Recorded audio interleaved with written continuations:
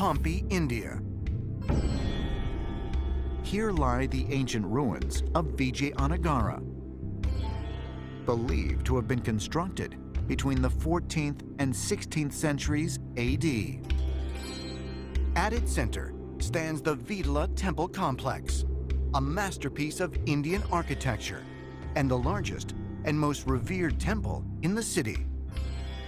Vitala Temple was built with the mind of creating a celestial palace here on earth.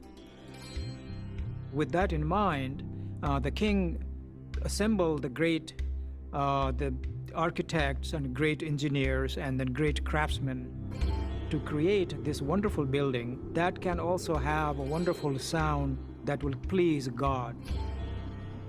Attached directly to the temple is what is called the Ranga Mandapa, or the stage pavilion.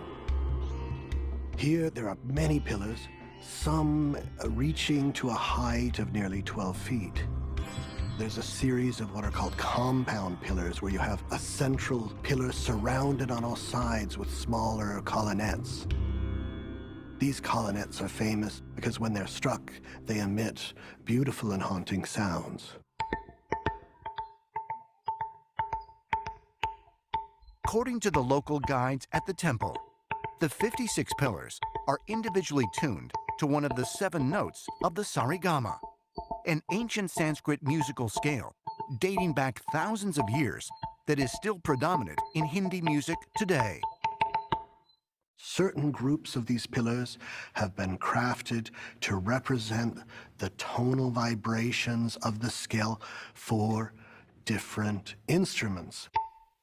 Some being crafted to represent woodwinds, some being crafted to represent percussion instruments, etc.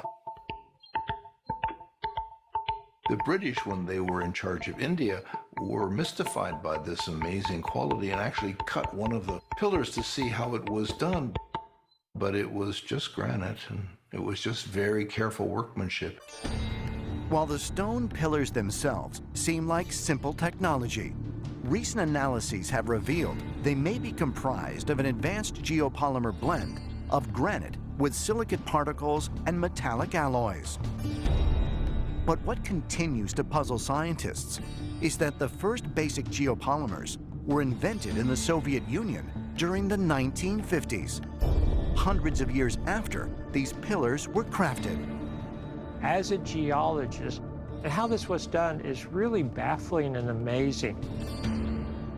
I've heard reports of people trying to mimic it in modern times, to try to just do a little section of it, even one pillar.